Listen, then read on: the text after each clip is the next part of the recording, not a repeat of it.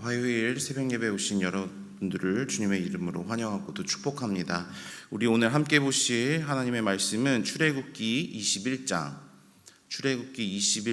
28절에서 36절의 말씀입니다. 출애굽기 21장 28절에서 36절의 말씀입니다. 우리 한 절씩 함께 돌아가면서 봉독하도록 하겠습니다. 소가 남자나 여자를 받아서 죽이면 그 소는 반드시 돌로 쳐서 죽일 것이요 그 고기는 먹지 말 것이며 임자는 형벌을 면하려니와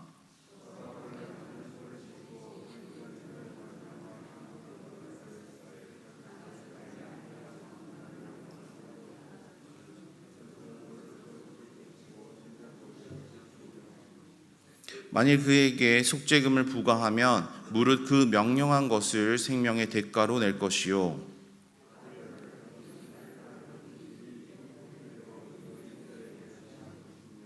소가 만일 남종이나 여종을 받으면 소 임자가 은 30세겔을 그의 상전에게 줄 것이요 소는 돌로 쳐서 죽일지니라.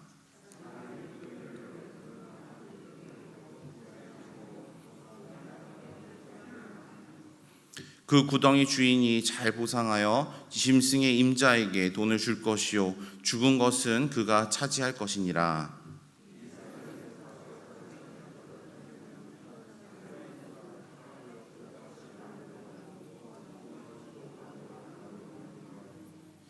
그 소가 본래 받은 버릇이 있는 줄 알고도 그 임자가 단속하지 아니하였으면 그는 소를 갚을 것이요 죽은 것은 그가 차지할지니라.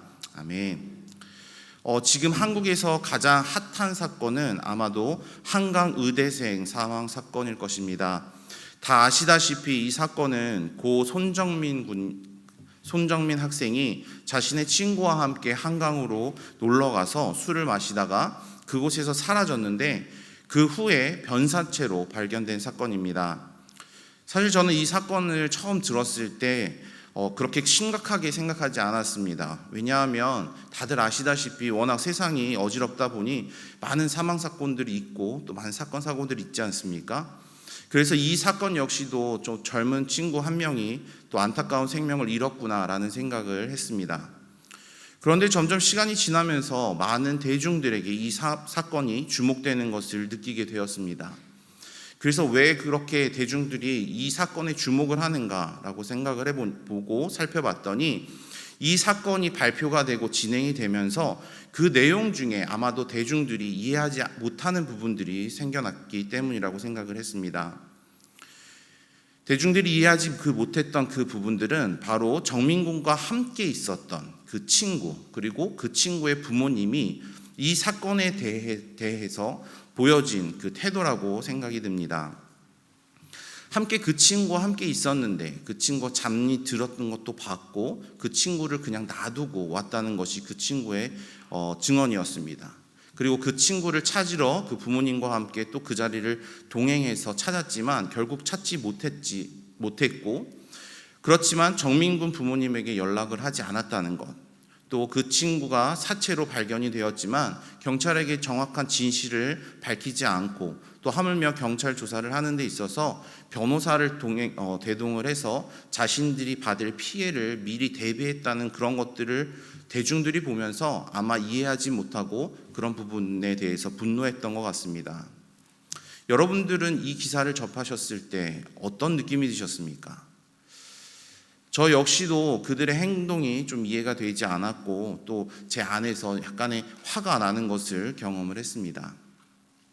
저나 여러분들, 많은 대중들이 이런 기사들을 보았을 때에 좋지 않은 감정들이 생겼던 이유는 바로 사람들이 지켜야 하는 기준이 있고 도리가 있는데 그것을 지키지 못했을 때, 우리가 생각했을 때 인간으로서 지켜야 되는 그 상식 밖의 행동을 하는 경우에 우리들은 이런 감정을 느끼곤 합니다. 그리고 저는 이런 기본적인 상식들 중에 기본의 기본들을 만들어서 모은 것이 바로 법이라고 생각을 합니다. 그 친구와 그 친구의 부모님들은 한국에서 정당하게 법적인 절차를 밟고 있습니다. 하지만 그 사건을 보면서 우리가 분노하는 이유는 그 법 이상의 것을 지키지 않았기 때문이라고 생각하기 때문입니다. 이처럼 한 공동체가 공동체로서 지켜야 하는 법들이 존재합니다. 우리가 미국에 살고 싶으면 미국의 법을 따라서 살아야 하는 것처럼 말입니다. 그 법들을 지켜야지만 그 공동체의 일원이 될 수 있고 그 공동체가 받아줄 수가 있습니다. 마찬가지로 이스라엘 민족이 출애굽을 하면서 하나님의 민족이 되기 위해서는 그들이 지켜야 될 공동체의 법이 있어야만 했습니다. 그래서 하나님께서는 그들에게 법을 주셨고 우리는 그것을 율법이라고 이야기를 합니다. 하나님께서 이 율법을 이스라엘 민족과 그들과 함께한 출애굽한 이방인들에게 주신 것은 그 율법을 통해서 하나의 공동체를 형성시키고자 하심이었습니다. 결국 그 공동체는 하나님의 민족이 되고 하나님의 나라가 되는 것이고 그들은 반드시 하나님이 주신 그 율법을 지켜야만 했습니다. 그리고 우리는 이 율법을 보면서 하나님이 가지고 계신 성품을 살펴볼 수가 있습니다. 그래서 저는 오늘 이 본문 말씀을 통해서 하나님께서 이스라엘에게 어떤 율법을 주셨는지 확인해 보고 또 그 율법을 통해서 보이신 하나님의 성품을 오늘 이 시간 확인하기를 바랍니다. 첫 번째로 이 율법들을 통해서 보여주신 하나님의 성품은 바로 정결하고 거룩하신 하나님이라는 겁니다.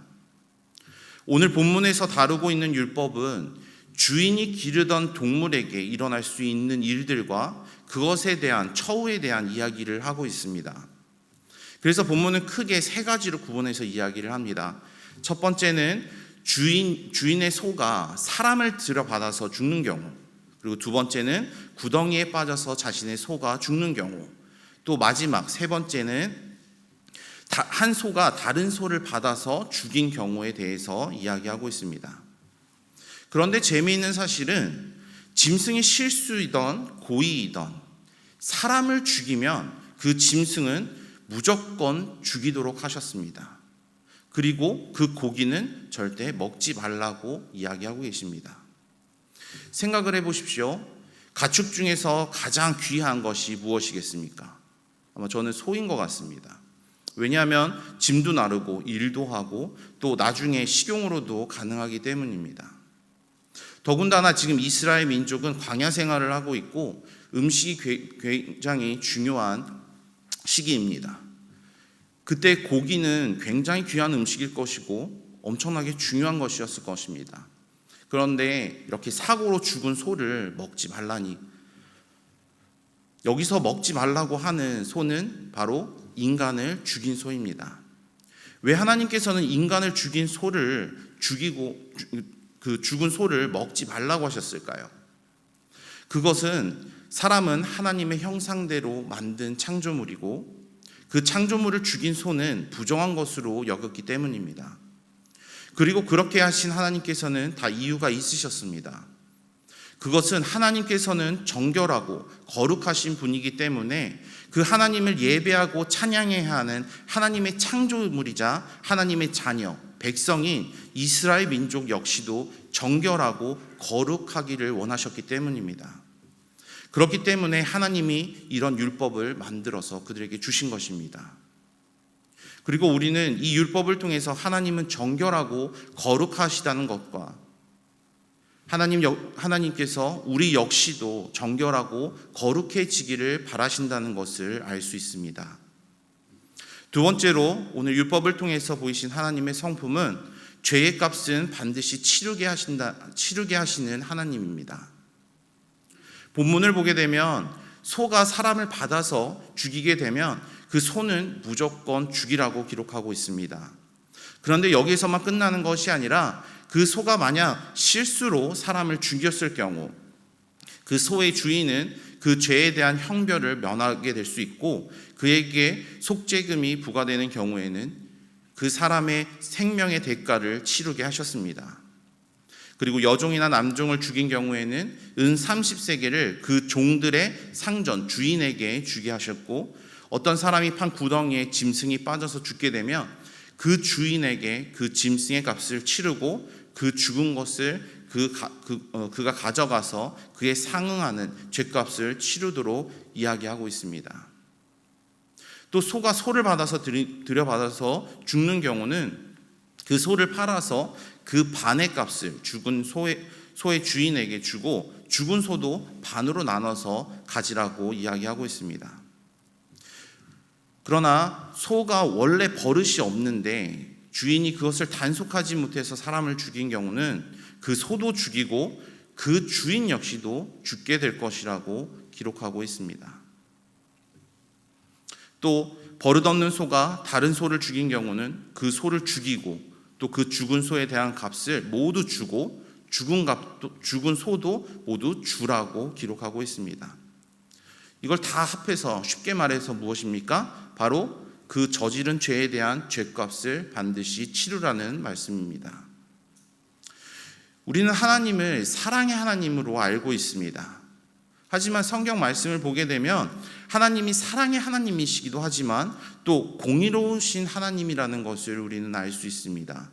즉 말해서 우리를 사랑하시기도 하시지만 우리를 심판하시기도 한다는 것입니다. 한 번은 천주교에 대해서 많은 궁금증이 생겨서 천주교를 다니는 친구를 따라서 한번 그 성당에 방문한 적이 있습니다. 천주교에서 하는 예배를 미사라고 하는데 그 미사를 드리고 나서 신부님이시죠. 신부님과 함께 청년들이 1대1로 고해성사를 하는 모습을 보게 되었습니다. 근데 흥미로웠던 사실은 그 고해성사를 하고 난 청년들이 왜 이 고해성사를 하냐라고 이야기를 했을 때 자신의 죄가 씻김을 받았다, 이 고백을 함으로써 이 죄가 없어졌다라고 이야기하는 것이었습니다. 근데 저희 친구들을 이렇게 보니까 변화되는 게 없는 것 같은 겁니다. 그래서 그 친구들에게 물었습니다. 아니, 죄를 고백을 했으면 다시는 그 죄를 짓지 않도록 노력을 해야 되지 않느냐고 말입니다. 그런데 그 친구들이 저에게 이렇게 얘기하는 겁니다. 괜찮아, 다음 주에 신부님한테 또 고해성사하면 돼. 이게 과연 천주교에 다니는 일부 청년들의 문제일까요? 저희들이 주변을 보게 되면 교회를 다니면서 신앙생활을 하고는 있지만 예수님이 나를 대신해서 십자가에 못 박혀 죽으셨음을 믿고 있고 알고 있음에도 그것을 통해서 나는 구원을 받았다고 고백은 하지만 그냥 나에게 주어진 삶을 즐기고 살아가는, 죄를 지어도 구원은 받았다고 생각하는 우리 기독교인들과 너무 닮지 않았습니까?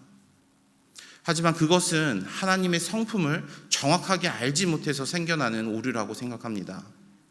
하나님은 율법을 통해서 우리가 지은 죄에 대해서 분명히 죄값을 치러야 한다고 이야기하고 계십니다. 그렇다면 우리는 죄인이고 죄를 지었기 때문에 아무런 희망 없이 살아야 하는 것일까요? 저는 여기에 계신 여러분들은 다 알고 있는 사실이라고 생각합니다. 바로 모든 인간은 죄인이고 그 죄에 대한 죄의 값은 바로 사망, 죽음밖에는 없다는 걸 말입니다. 그래서 율법으로는 우리는 우리의 죄값을 치르기 위해서는 반드시 죽어야만 합니다. 하지만 하나님의 율법은 여기서 끝나지 않습니다. 세 번째로 율법을 통해서 보이신 하나님의 성품은 우리를 사랑하시는 하나님이십니다. 마지막으로 오늘 본문을 통해서 알 수 있는 하나님의 성품은 바로 사랑입니다. 이 율법은 하나님께서 하나님의 민족으로 이스라엘을 선택하시고 그들을 구원한 출애굽 이후에 주신 율법입니다. 다시 말해서 이 율법은 하나님의 구원 사건 이후에 주어진 율법이라는 사실입니다. 만약 하나님이 모든 사람은 죄인이고 그 죄에 대한 죄값을 치르는 데 있어서 죽음밖에는 없다면 왜 굳이 이스라엘 민족들을 출애굽을 시키시고 그 일들을 하셨겠습니까? 그것은 하나님께서 이스라엘 민족을 매우 사랑했기에 그들을 출애굽 땅에서 출애굽하면서 시키시면서 구원하셨고 또 그들이 하나님의 백성이 되기 위한 기회를 주시기 위해 율법을 주셨다는 것을 우리는 알 수가 있습니다. 그래서 오늘 율법만을 보면, 우리가 오늘날의 이 율법만 보면 죄의 무게에 따라서 주어지는 그 죄값이 다 하나님께서 다르게 주시지 않습니까? 우리가 율법만을 봤을 때 하나님께서는 우리를 평가하시고 또 우리를 심판하시려고만 하는 그 하나님만을 바라봐서는 안 됩니다. 하나님께서는 그 율법을 통해서 인간들에게, 우리들에게 기회를 주시고자 한다는 사실을 우리는 반드시 기억해야 합니다. 비록 오늘 다른 그 율법들이 가축에 대한 문제를 다루고 있지만 하나님이 주신 이 율법을 보게 되면 굉장히 공정하고 공평한 해결책을 제시한다는 것을 우리는 알 수가 있습니다. 그리고 그 공정함 속에 하나님의 속성을 알 수가 있었습니다. 바로 하나님은 정결하신 하나님이시라는 것과 하나님은 죄에 대해서 분명하게 하신다는 것입니다. 그리고 하나님은 우리를 사랑하신다는 사실입니다. 오늘날 우리에게 이 본문의 말씀을 다 적용을 해서 본다면 하나님의 형상대로 지으심을 받은 우리들은 하나님과 같이 정결하고 거룩하게 되어야 합니다. 그렇기 때문에 죄를 짓지 않도록 노력하며 살아야 합니다. 또한 우리가 지은 죄에 대해서 분명히 고백하고 다시는 그 죄를 짓지 않도록 노력하면서 그렇게 살아가야 합니다. 하지만 하나님은 인간의 죄는 죽음으로밖에 그 죄값을 치르지 못한다는 점을 해결하시기 위해서 바로 예수 그리스도를 우리에게 보내주신 사실을 기억해야 합니다. 예수 그리스도의 십자가 사건을 통해서 우리의 죄에 대한 죄값을 치르게 하셨고 그 예수 그리스도를 통해서 우리는 구원을 받을 수 있게 되었습니다. 이스라엘 민족이 출애굽을 통해서 구원을 받았던 것처럼 하나님은 우리의 삶 속에서 예수 그리스도를 보내주셔서 예수 그리스도를 통해서 죄에서 구원시켜 주셨습니다. 그리고 하나님은 우리들에게 구별된 삶을 사는 것을 성경을 통해서 보여주시고 계시며 우리들이 하나님의 자녀로서 하나님의 백성으로서 하나님의 나라로 살아갈 수 있는 기회를 계속해서 주시고 있다는 사실을 기억하기 바랍니다.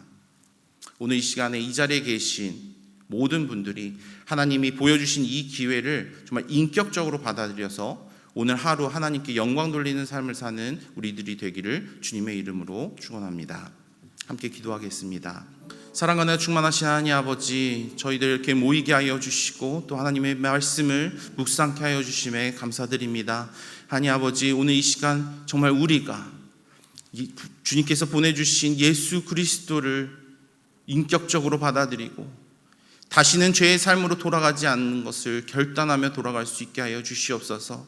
그래서 우리가 삶적으로 정말 거룩하고 정결한 삶을, 하나님을 본받는 삶을 살아갈 수 있는 오늘 귀한 하루 되게 하여 주시옵소서. 세상으로 향해 나아가는 우리 성도님들 가운데, 삶 가운데 주님께서 항상 눈동자같이 보호하여 주실 것을 믿사오며 예수님의 이름으로 기도했습니다. 아멘. 우리 함께 기도하도록 하겠습니다.